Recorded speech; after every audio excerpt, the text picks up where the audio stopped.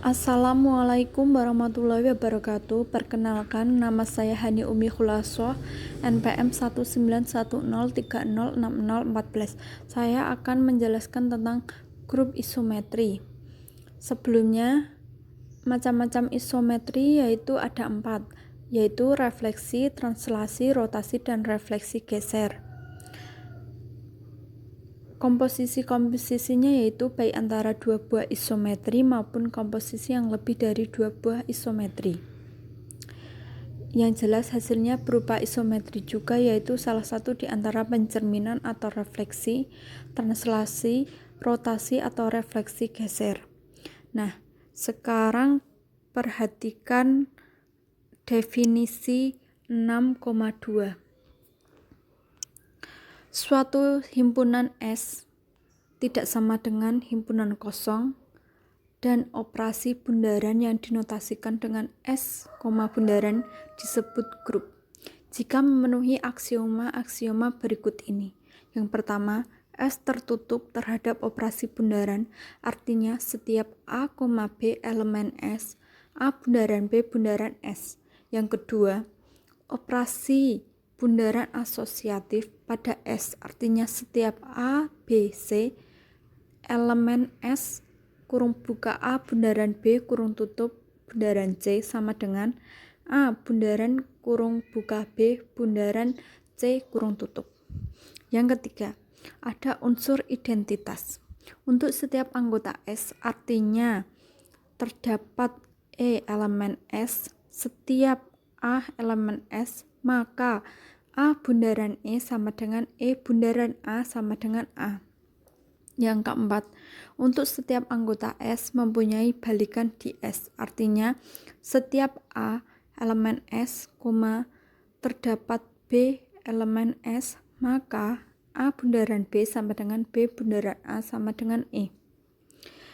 Nah, pada modul pertama, Anda telah mempelajari mengenai transformasi dan komposisinya. Anda mungkin masih ingat bahwa komposisi transformasi bersifat tertutup, asosiatif, mempunyai identitas, dan setiap transformasi mempunyai balikan yang tunggal. Jelas kita dapat menyatakan bahwa himpunan transformasi dan operasi komposisi merupakan suatu grup yang disebut grup transformasi. Akan tetapi, untuk jelasnya Anda dapat mempelajari contoh berikut ini. Nah, untuk contohnya, misalkan S adalah himpunan transformasi dan bundaran adalah operasi komposisi. Apakah S, bundaran merupakan grup? Untuk itu kita harus mengecek dipenuhi atau tidaknya keempat aksioma grup tersebut. Pengecekannya kita gunakan teorema-teorema yang telah dibahas pada modul-modul terdahulu. Aksioma 1. Ambil T1 dan T2 di S menurut teorema. Komposisi T2 bundaran T1 adalah juga transformasi. Oleh karena itu, T2 bundaran T1 elemen S. Jadi, aksioma ketertutupan dipenuhi.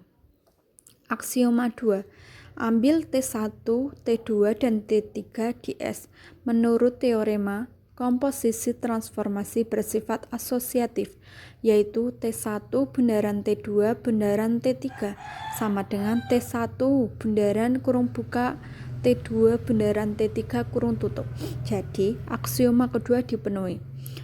Aksioma ketiga, ada transformasi identitas I yang didefinisi I kurung buka kurung tutup P sama dengan P. Setiap P elemen V jelas I elemen S. Dengan demikian untuk semua transformasi I elemen S berlaku T bundaran I sama dengan I bundaran T sama dengan T menurut teorema. Jadi eksistensi identitas untuk operasi komposisi dipenuhi. Aksioma 4. Ambil T elemen S menurut teorema. Setiap transformasi mempunyai balikan.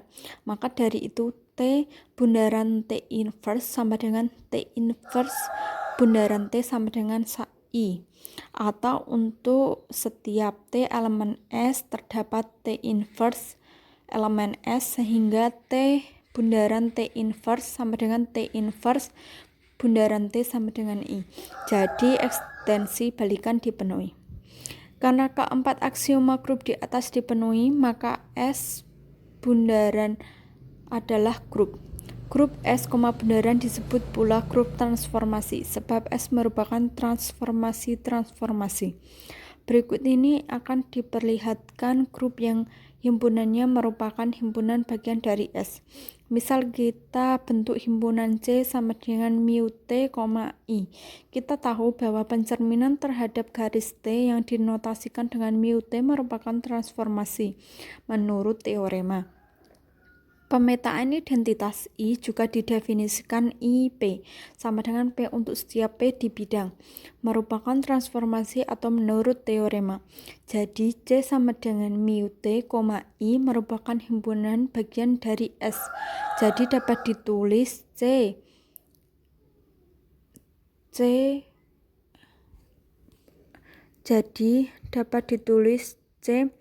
merupakan himpunan S. Akan diperiksa bahwa C sama dengan mu T, I terhadap operasi komposisi bundaran yang dinotasikan C, bundaran merupakan grup. Untuk selanjutnya, aksioma 1, menurut teorema mu T, bundaran mu T sama dengan I karena pencerminan involusi, mu T bundaran I sama dengan I bundaran mu T sama dengan mu T. Untuk sebarang mu T dan I bundaran I sama dengan I. Dengan demikian komposisi dua unsur sebarang di C adalah juga di C. Jadi aksioma ketertutupan dipenuhi. Aksioma kedua, karena mu T dan I transformasi, maka komposisinya pasti bersifat asosiatif atau teorema. Jadi aksioma 2 dipenuhi. Aksioma ketiga, jelas I merupakan netral atau identitas untuk operasi komposisi di C. Sebab untuk setiap X elemen C berlaku XI sama dengan IX sama dengan X atau menurut teorema. Jadi aksioma 3 dipenuhi. Aksioma 4, karena mu T dan I transformasi, maka mu T dan I mempunyai balikan menurut teorema. Kita tahu bahwa mu T bundaran mu T sama dengan I karena pencerminan involusi. Jadi mu T inverse sama dengan mu T. Karena I transformasi identitas, maka balikannya juga dirinya sendiri. Dengan demikian, setiap X elemen C terdapat Z elemen S sehingga XY sampai dengan ZX sampai dengan I. Berdasarkan uraian di atas, keempat aksioma grup dipenuhi. Berikut akan kita perlihatkan bahwa himpunan isometri dengan operasi komposisi membentuk grup. Karena ada beberapa isometri yang belum diperlihatkan hasil komposisinya, maka terlebih dahulu akan kita perhatikan komposisi tersebut. Ada 4 isometri dasar yang telah dibahas terdahulu. Keempat isometri disebut adalah pencerminan, translasi, rotasi, refleksi, geser. Dari keempat isometri ini, di atas yang termasuk isometri langsung adalah rotasi dan translasi. Sementara itu, yang termasuk isometri lawan adalah pencerminan atau refleksi dan refleksi geser. Telah kita bahas pula mengenai dua komposisi pencerminan yang dapat membentuk suatu translasi atau rotasi. Kapan hal ini bisa terjadi? Sementara itu, komposisi dari sepasang refleksi, translasi, atau rotasi menghasilkan refleksi geser. Bagaimana jika kita membentuk komposisi antara refleksi geser dengan salah satu di antara refleksi, translasi, rotasi, atau dengan refleksi geser sendiri? Apakah terbentuk isometri yang baru? Untuk hal di atas, maka kita bentuk komposisi antara refleksi geser dengan translasi. Misalnya, gamma adalah refleksi geser dengan sumbunya garis T, yaitu gamma sampai dengan gamma AB bundaran mu T dengan garis AB garis miring 2T dan gamma CD adalah sebuah translasi, maka gamma CD bundaran gamma sama dengan gamma CD bundaran gamma AB bundaran mu T sama dengan gamma CD bundaran gamma AB bundaran mu T. Karena translasi dengan operasi komposisi tertutup menurut teorema, maka berarti adalah garis EF sehingga gamma CD bundaran gamma AB sama dengan gamma EF. Dengan demikian, gamma CD bundaran Z sama dengan gamma EF bundaran mu T. Jika garis EF tegak lurus T, maka gamma EF bundaran mu T adalah pencerminan terhadap garis yang sejajar T. Jika EF tidak tegak lurus T, maka gamma EF bundaran mu T adalah refleksi geser. Dengan demikian, gamma CD bundaran gamma adalah sebuah pencerminan atau refleksi geser. Bagaimana jika komposisi yang kita bentuk adalah gamma bundaran gamma CD? Kita tahu bahwa gamma bundaran gamma CD sama dengan gamma AB, bundaran mu T. Bundaran gamma CD dan gamma AB bundaran mu T sama dengan mu T bundaran gamma AB untuk garis AB garis miring 2T. Maka gamma bundaran gamma CD sama dengan mu T bundaran gamma AB bundaran gamma CD sama dengan mu T bundaran gamma AB bundaran gamma CD sama dengan mu T bundaran gamma CD bundaran gamma AB sama dengan mu T bundaran gamma EF merupakan refleksi atau refleksi geser. Dengan demikian, komposisi refleksi geser dengan translasi adalah sebuah refleksi atau refleksi geser. Berikut kita bentuk komposisi antara refleksi geser dengan refleksi.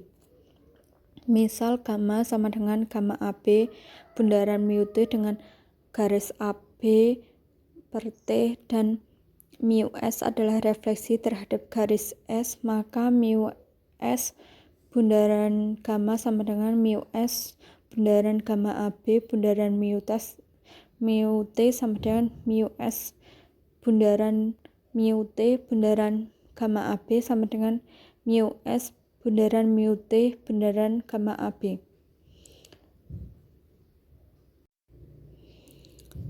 Jika S dibagi T, maka mu S bundaran mu T adalah translasi.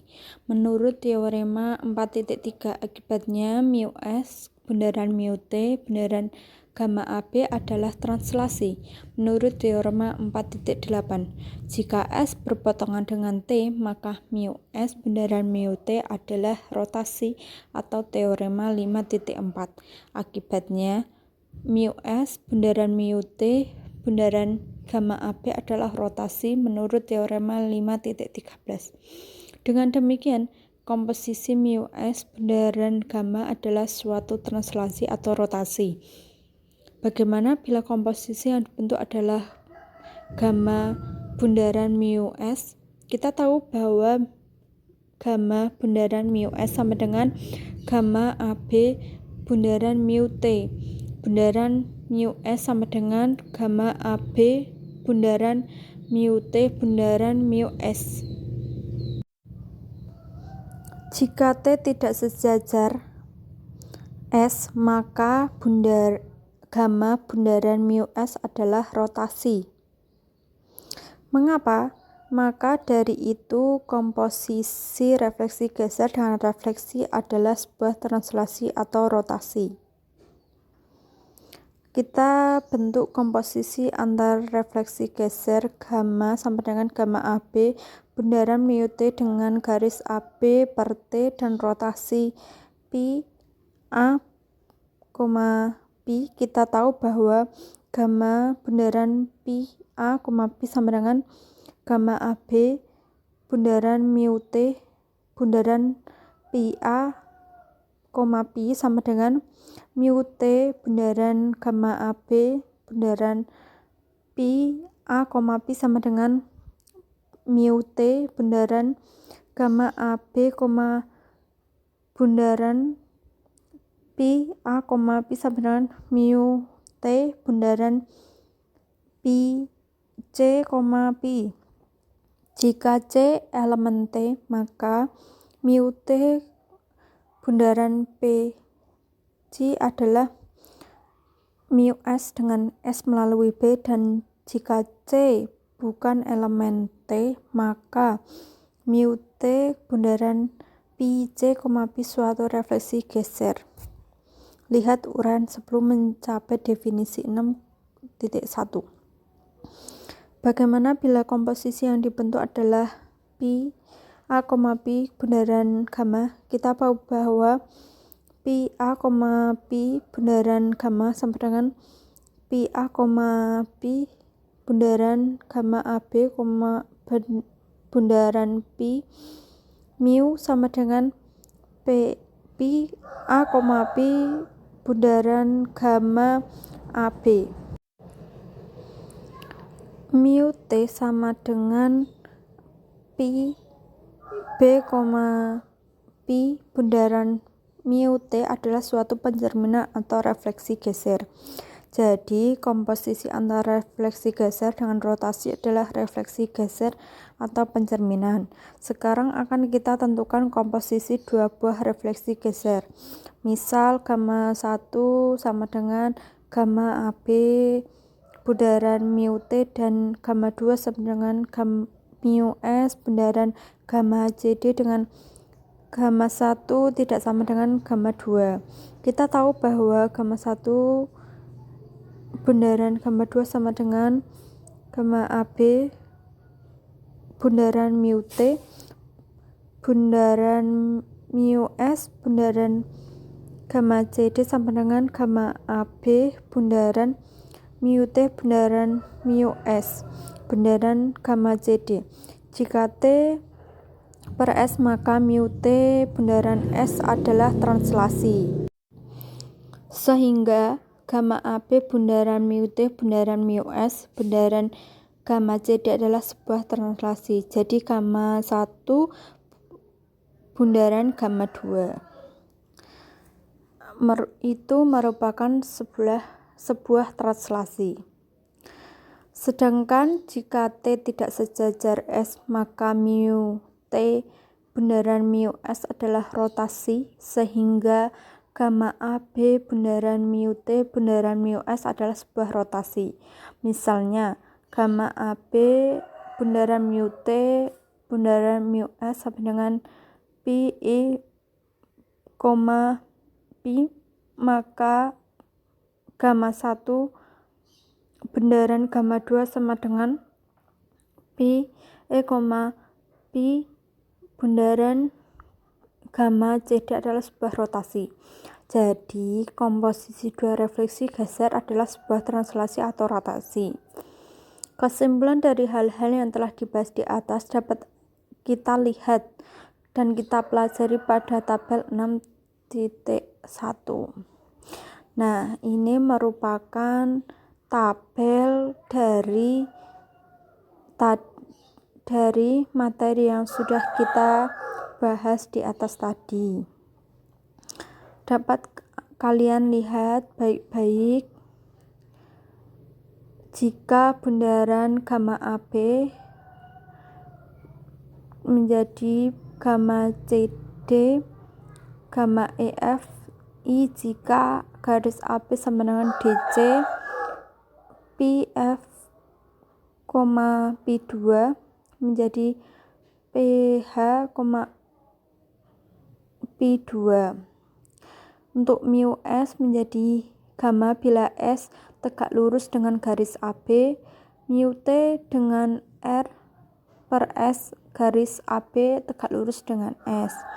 Untuk gamma 2 sama dengan Z gamma CD mu S, kita dapat lihat mu T dengan T per S bila garis AB tegak lurus S, gamma bila garis AB tidak tegak lurus S. Nah, kita dapat melihatnya ini PE, gamma 1 ini dapat dihasilkan jika gamma CD menjadi PG, mu 1. Untuk untuk Pi F, Q2 menjadi P1, Q1 plus Q2 bila Q1 sama dengan P2 tidak sama dengan 0. Translasi bila bila P1 dan P2 sama dengan 0. I bila E sama dengan F dan P1 sama dengan min P2. Untuk mu S, mu T dengan T melalui E bila E elemen S, gamma bila E bukan elemen S. Untuk selanjutnya mu H jika pusat rotasi baru pada S, gamma jika pusat rotasi baru tidak pada S. Untuk selanjutnya mu T, gamma bila tidak tegak lurus garis CD, mu T bila garis CD tegak lurus T. Mu H dengan H melalui F bila F elemen T, gamma bila F bukan elemen T. Rotasi bilangan S tidak sama dengan T. Translasi bila S per T, I bila T sama dengan S. Translasi bila T sejajar dengan S, rotasi bila T tidak sejajar dengan S. Gamma sama dengan gamma AB bundaran T. Mu R dengan R sejajar T bila garis CD tegak lurus T. Gamma bila garis CD tidak tegak lurus T. Mu H bila pusat rotasi baru pada T. Gamma bila pusat rotasi baru tidak pada T. Translasi bila T tidak sejajar S, rotasi bila T tidak sejajar S. Translasi bila T sejajar S, rotasi bila T tidak sejajar S. 1 I bila T sama dengan S dan garis AB sama dengan garis DC. Nah, tabel di atas disebut tabel Cayley dengan operasi komposisi isometri. Nama Cayley diambil dari nama orang yang mengemukakan ide pertama mengenai model hasil operasi dalam bentuk tabel seperti di atas, yaitu Arthur Cayley. Berdasarkan uraian di atas, kita dapat menyimpulkan bahwa tak ada isometri lain sebagai hasil komposisi dua buah isometri yang telah kita bahas, yaitu refleksi, translasi, rotasi, refleksi geser. Dengan demikian kita peroleh teorema 6.9. Teorema 6.9 berbunyi, himpunan isometri G yang anggota-anggotanya refleksi, translasi, rotasi, dan refleksi geser adalah tertutup terhadap operasi komposisi. Dengan menggunakan teorema 6.9, maka kita bentuk komposisi terhingga dari isometri pada G hasilnya selalu pada G. Maka dari itu tak ada isometri lain selain isometri yang ada pada G. Bagaimana mengenai setengah putaran? Anda sudah tahu bahwa setengah putaran adalah sebuah rotasi yang pusatnya adalah titik pusat setengah putaran itu dan besar sudutnya adalah min 180 derajat atau 180 derajat. Maka jelas isometri ini juga merupakan anggota G. Kita kembali ke pernyataan semula, yaitu kita akan memperhatikan bahwa himpunan isometri dengan operasi komposisi adalah sebuah grup. Apabila G himpunan yang dimaksud bundaran adalah operasinya, apakah G bundaran merupakan grup? Untuk itu kita periksa sebagai berikut. Nah, menurut aksioma 1, menurut teorema di atas, operasi bundaran tertutup pada G, jadi aksioma 1 dipenuhi. Aksioma 2, Karena anggota G terdiri dari refleksi, translasi, rotasi, dan refleksi geser yang merupakan isometri, operasi komposisi bersifat asosiatif, jadi aksioma 2 dipenuhi. Aksioma ketiga, identitas adalah I dengan I, X sama dengan X. Anda telah mengetahui bahwa transformasi identitas I seperti di atas merupakan isometri. Jadi aksioma 3 dipenuhi. Aksioma 4. Isometri di G merupakan transformasi. Sementara itu setiap transformasi memiliki balikan. Jadi setiap anggota G memiliki balikan. Misal, mu T balikannya mu T.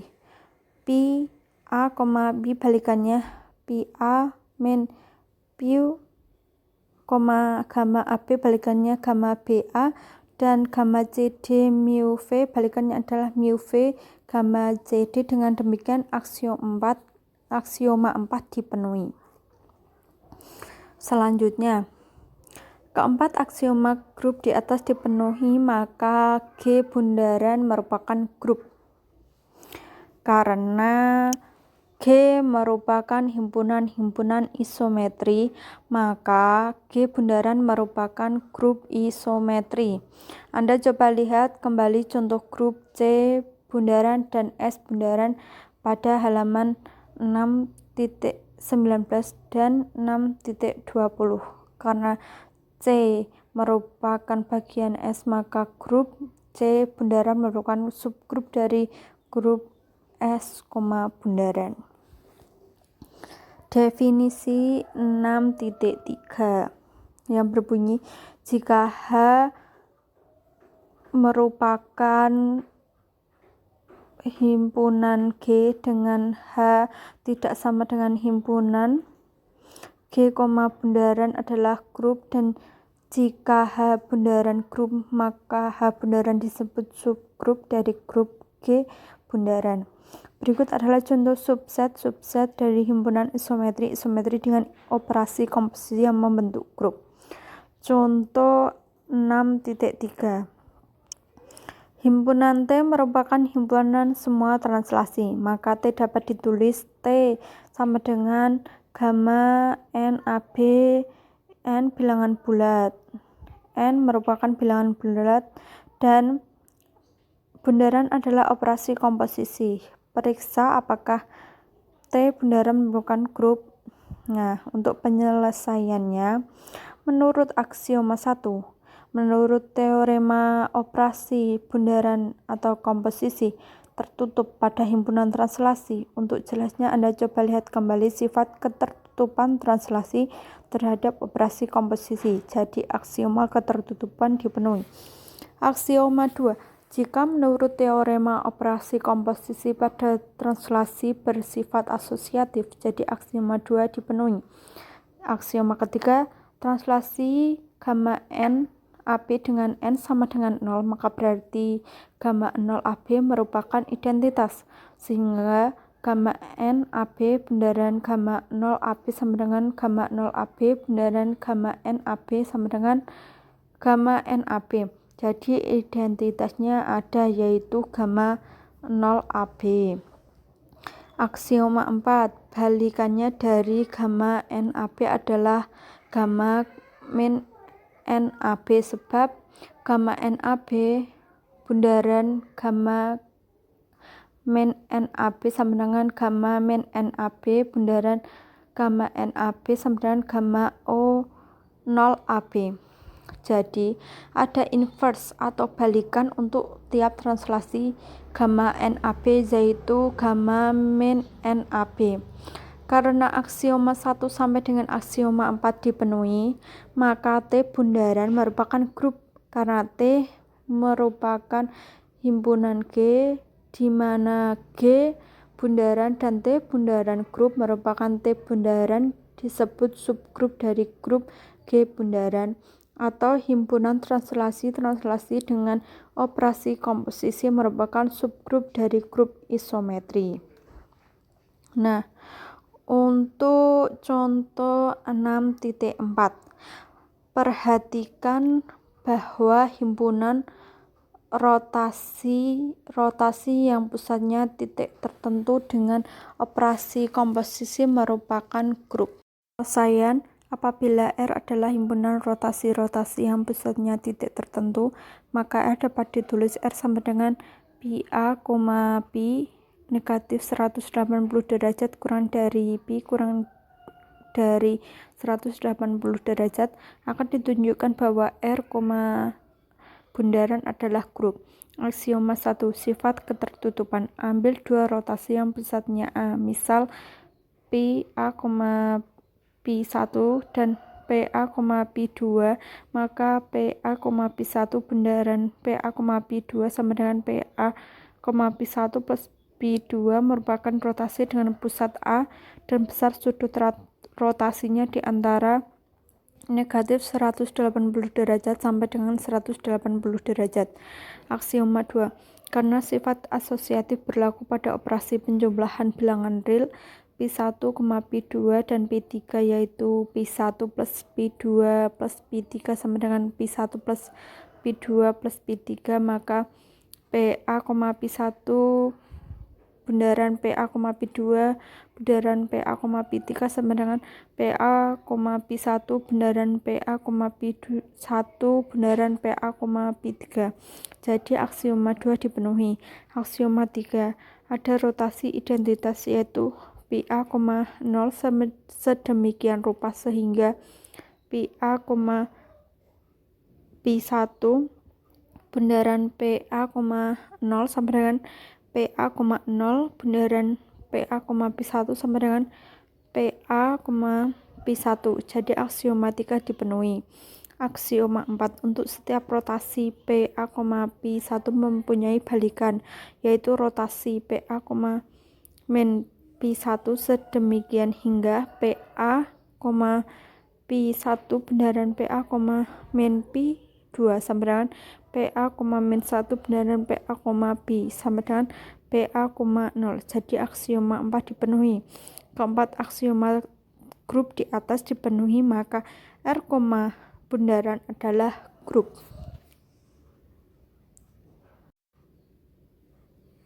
Sekian yang merupakan penjelasan tentang grup isometri. Sekian dari saya.